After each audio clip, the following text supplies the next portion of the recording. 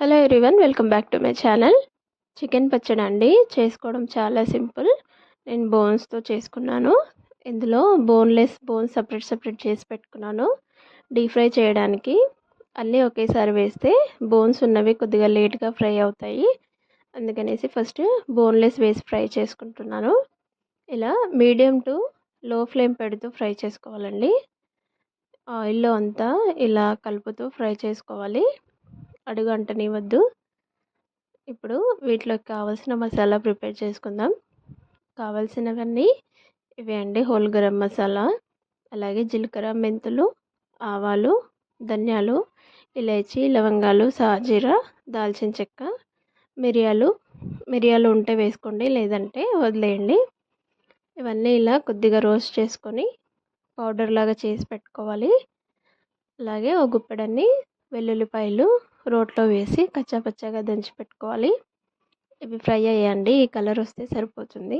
తీసి పక్కన పెట్టేసుకొని బోన్స్తో ఉన్న పీసెస్ కూడా వేసి ఫ్రై చేసుకోవాలి.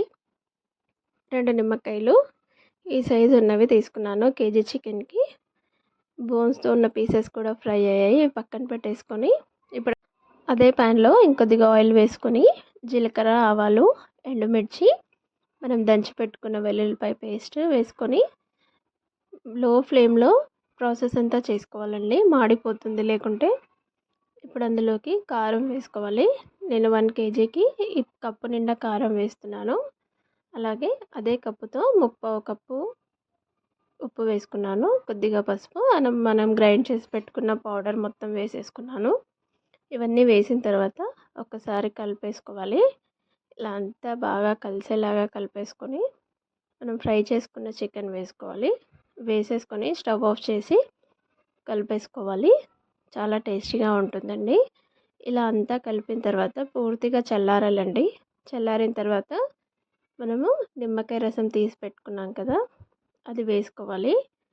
నిమ్మకాయ రసం వేసుకొని మళ్ళీ ఇంకోసారి అంతా కలిసేలాగా కలిపేసుకుంటే సరిపోతుంది.